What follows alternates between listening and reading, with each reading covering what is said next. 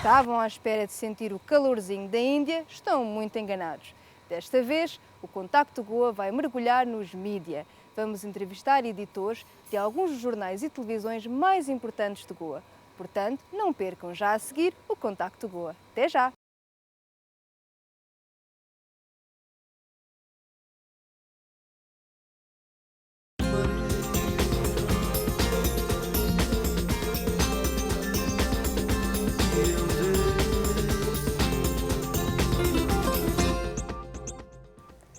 Goa, no final da estação turística, fica mais tranquila.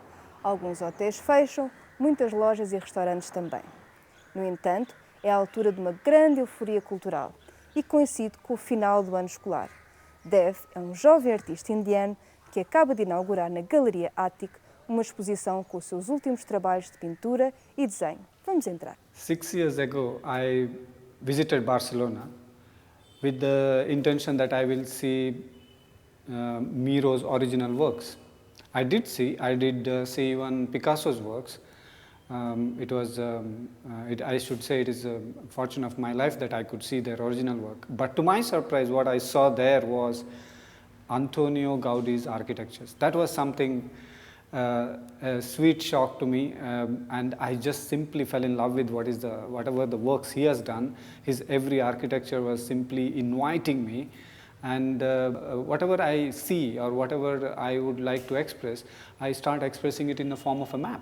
It can be landscape or even a human figure. I can just think in terms of a map. This is again a clue I have taken from Picasso. Somebody told me that Picasso told once, for an artist it is easy to paint like an artist, but it is difficult for him to paint like a child. So I thought, why not? Ao passear pelas Fontainhas, um dos bairros mais conotados com o passado português, deparámos com um dos maiores armazéns de Bombém, que acaba de restaurar uma casa com uma arquitetura tipicamente portuguesa, para abrir a sua primeira loja em Goa. Na inauguração da Bombay Store, encontramos com todos os jornais e canais de televisão de Goa. Are they locally recruited?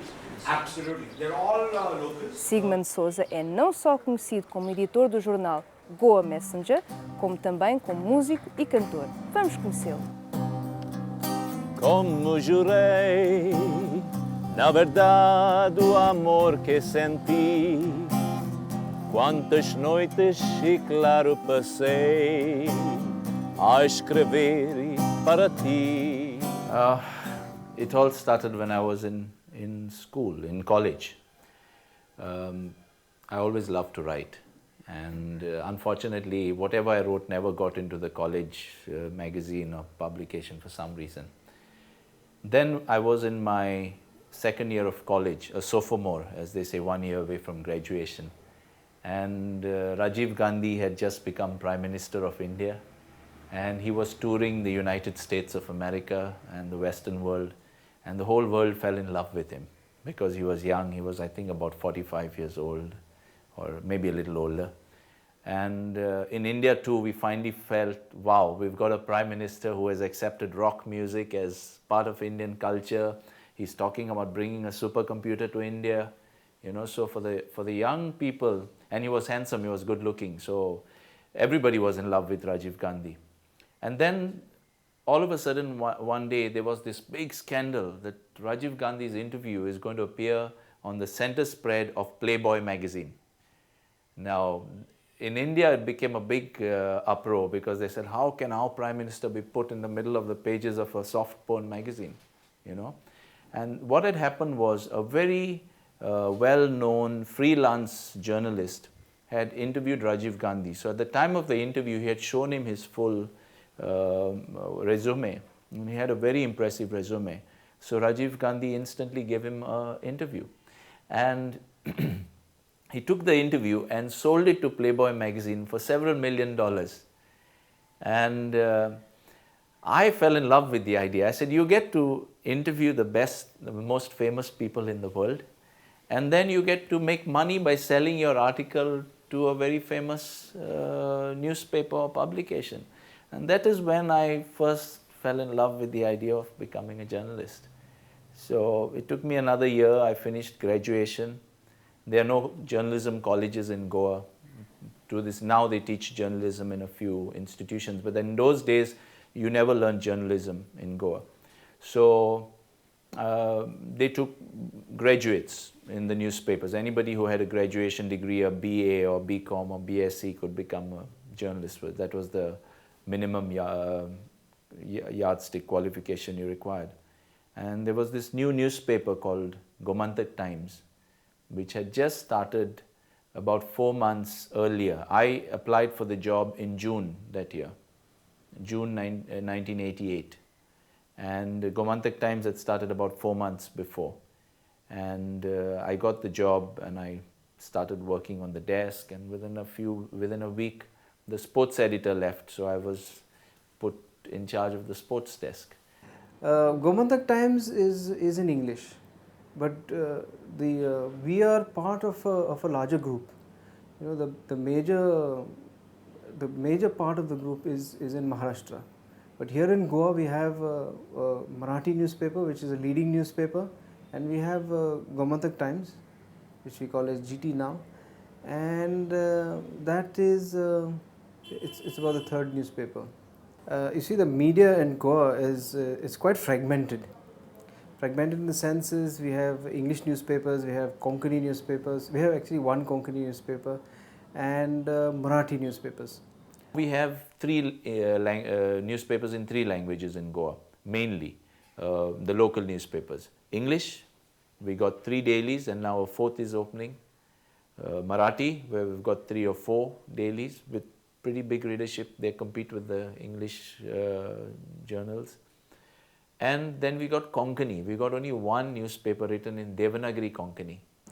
It's very surprising because Goa is supposed to be a Konkani speaking state. It's a very tiny state and the diversity is quite surprising, and newspapers are sort of reflection on this whole thing.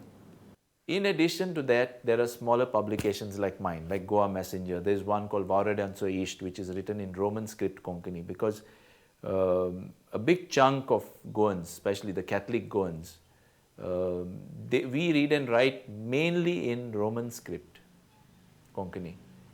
And any Konkani newspaper or any attempt to approach them through the Konkani language has to be done in Roman script Konkani. So there is the Varadhanso East, which is a periodical. It's a fortnightly. The other periodicals are Goa Today.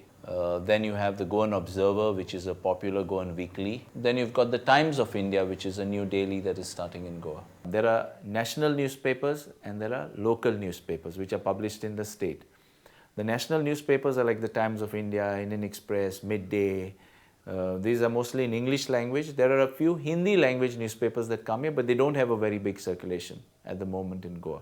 The national media scene doesn't really feature Goa much unless there is something very spectacular happening here. A new trend in media is, and which is affecting a lot of journalists here, a lot of media houses here, is the arrival or the supposed arrival of Times of India launching a Goa edition. But the daily morning newspapers are the local newspapers, which the Goans look forward to. With our cup of tea, we have got to have a newspaper there. What does an average Goan look at? He looks at, first, the births and deaths column. Because in Goa, you have to go for a funeral if somebody's dead. Otherwise, you're never forgiven for not turning up to condole. The next thing we look at least what I look at, is sports. You know, we're big fans of football in Goa, so that's the first thing we see, how the Goan clubs are doing. The top clubs in India are Goan clubs. Goa is leading football in India. Then the next thing we go to is to check politics, the gossip of politics. So this is what sells newspapers in Goa. But there are very subtle changes taking place, you know. Is what they do believe now is that advertising will start moving from regional newspapers to English newspapers over a period of time, not just in Goa, but maybe in all India.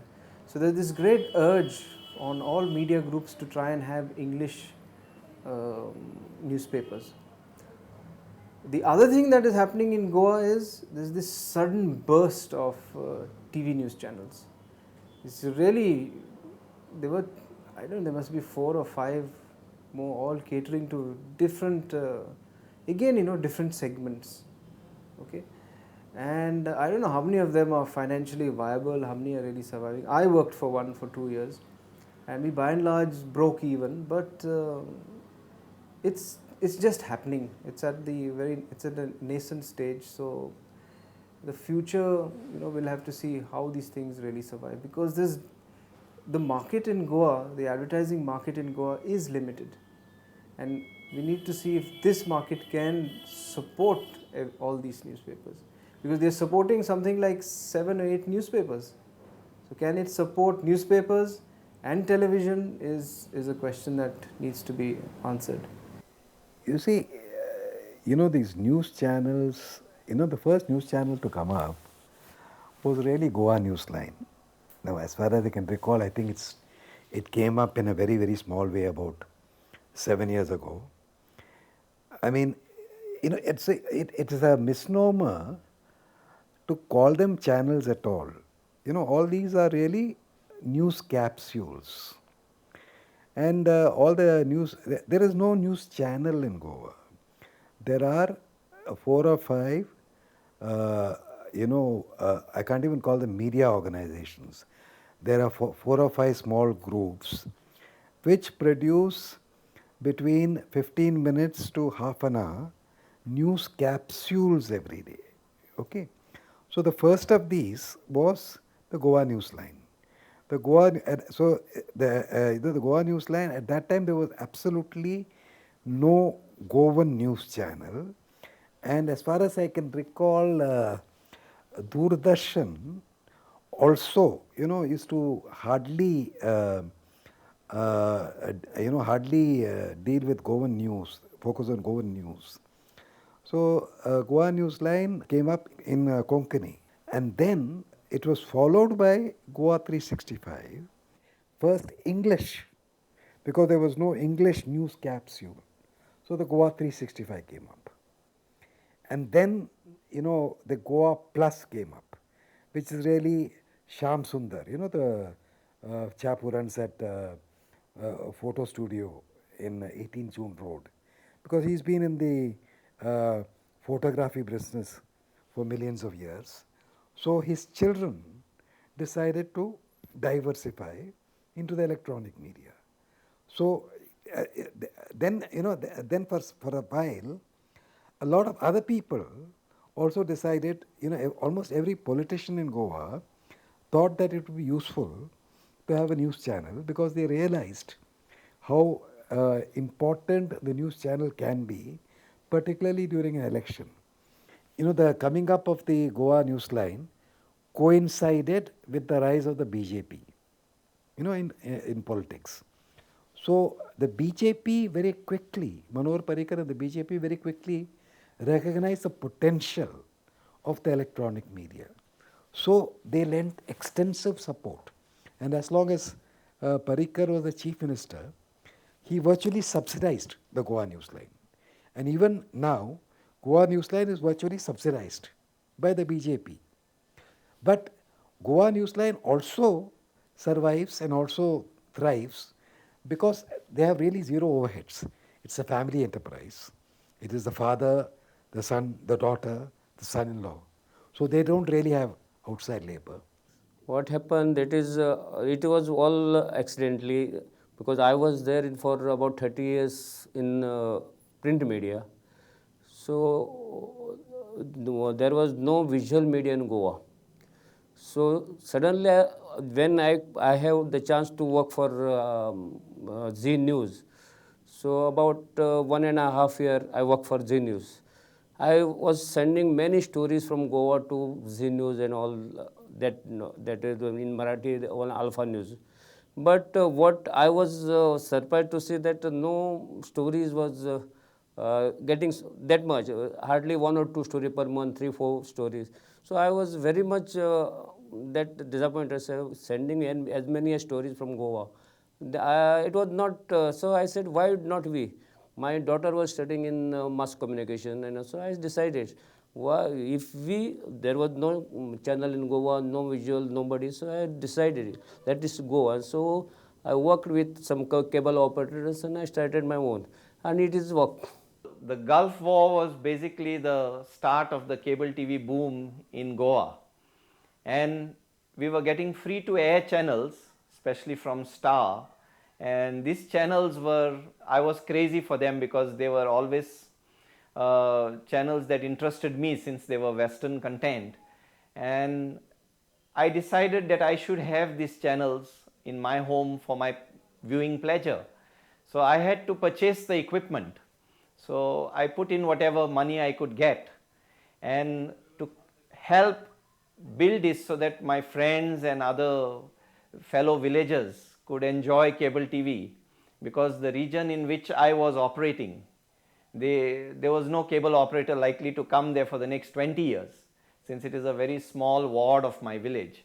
So I decided to approach my neighbors and friends in the village and ask them to contribute some amount, and they put in about 5,000 each as an advance, and because of that I could then connect the cables and start spreading the cable network at the place where I was residing. That is how I made an entry into cable TV. Subsequently, it shaped up into a business, although initially it was a hobby. The other problem is distribution.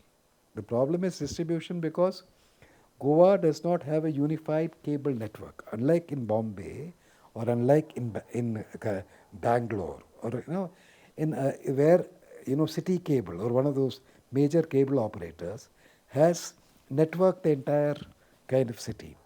So you only have to deal with one cable operator. Whereas in Goa, anyone who wants to be even networked along the cable has to talk to almost about 32 cable operators all over Goa. Most of the channels work on this very basic mode of transmitting, which is pre-packaging its content on a DVD or a CD, giving them to motorcycle pilots who physically deliver them to around 25 to 30 locations in a day. Therefore, we have no control over the timings, whether a particular area is going to see that channel, not see that channel. Unfortunately, we can't say about that. Basically, it was almost 4 years back when the owner of this place called me up and said, we want to start a channel. So he had this same idea as the other channel. There are a lot of news capsules in Goa. They're not like channels, but then what they do is like they collect the news during the day, and by late afternoon they edit the thing, they put it on a CD or a DVD, and they, through a motorcycle pilot, they distribute it to all the cable operators. And from there they kind of play it on their respective cable networks. Whereas when he told me the same thing, that he also wants to do the same thing, I said, no, I'm not interested in setting up another one, because this will be the third one of the same type, and they are having a lot of trouble trying to run it, because it's very difficult to distribute, because they have to cut off their reporting time, because the CD has to reach the particular place in time. So then he said, okay, what will it take to kind of put up a channel which will run 24 hours? Let's run a kind of a test where we run it through fiber optics. Goa is practically connected all over the place through fiber optics. It's amazing that the signal from here goes to one cable operator. From that, it passes on to the next one, from there to the other one, and it's kind of distributed all over the place. So that is how exactly the thing goes on. O que mais nos surpreendeu no panorama dos mídias em Goa é o facto de que, apesar de Goa ser um estado tão pequenino, podemos dizer quase o tamanho do Algarve, mesmo com uma população muito semelhante, 1.400.000 habitantes, a verdade é que toda a gente em Goa fala pelo menos 3 línguas, se não 4 ou mesmo 5 línguas. O Konkani, que é a língua oficial de Goa, o Hindi, que é a língua nacional da Índia, o Marathi, que é a língua do estado vizinho, do Maharashtra. Depois temos o inglês, que é a língua de comunicação na Índia, e claro, o português, que é falado já por uma geração mais antiga, já com os seus 60 anos. Portanto, põe-se aqui um problema, tanto político como económico, para os mídias. Em que língua comunicar? Goa's population speaks all sorts of languages. Konkani is our official state language, but almost the entire population speaks English, knows English. Sizable population knows Marathi also. Seeing this lacuna in the market, that there is no single channel which caters to all the 3 segments, Prudent was launched in October 2006. being the only multilingual channel, and till date we are the only multilingual channel. We have an English bulletin and we have a Konkani bulletin, and we do all sorts of features in Marathi, English, Konkani, whichever language is most appropriate for that segment. We had options in starting in Marathi, English or Konkani, but we started in Konkani for the main reason that we had to reach to the interiors of Goa, right, up to the interiors. So if we had started in English, probably we would have lost out to people from Kankon, Poingin and Valpoi, Sattari side. So we wanted everyone, we didn't want anyone to leave out the sick. And the Marathi, if we studied in Marathi, the problem was the Catholic community wouldn't have taken it to it. So we studied in Konkani just the reason that everyone should be included. And the thing is that the kind of programs that we have started is like we've done a small market survey, informal market survey, and we've realized like the hard hitting kind of this thing, news, then getting the locals involved in their entertainment programs is what will fetch us the high TRP. Now, nobody is confident whether a market like Goa can generate the kind of revenue that will sustain a 24/7 news channel. So obviously it has to be a multilingual, a full-fledged channel which will also provide entertainment and which will cover not only Goa but at least the entire Konkani speaking belt, which extends from up to Mangalore, in Karnataka, right down up to Sindhudurg, and Malvan in Maharashtra, up to Kasargod in Kerala. So if you take the universe of Konkani speaking people, the numbers are probably closer to 1 crore, or possibly it could even go up to 2 crores, as against the 14 lakh population that Goa has.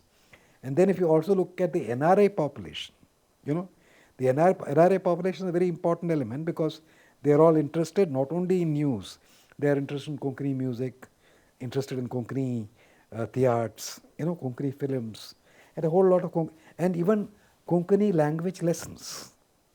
So if you look at that universe, then maybe, it could become viable. But as of now, I don't really see all these channels that exist are channels that are heavily subsidized. But this is not to forget that Goa always had a government TV broadcasting through the Doordarshan, which was giving us only half an hour slot for Goan programs for several years, more than 15 years we can say. But that was not sufficient to give expression to the full Goan talent and all the events taking place in Goa. We broadcast in English, we broadcast in Konkani, we broadcast in Marathi. Marathi is also quite widely spoken. Official language is Konkani, of course, so Konkani is also quite widely spoken. But both this Marathi and Konkani speakers also speak English. So English we stress a little more because it reached both the masses. We tried starting a weekly bulletin in Portuguese, and it went on to such an extent that most of us don't know Portuguese over here, but then there's a section of a crowd which are hardcore Portuguese kind of, they anything in Portuguese they will watch it, like that kind of thing. Now what happened was like we started getting criticism saying what kind of Portuguese are you all showing, the Portuguese which we don't know, so whoever translated was not very good. So we tried to find people. Now if you can find people, if you know that someone knows Portuguese well, they did not have the time to come and do this thing. So we had to hold it back.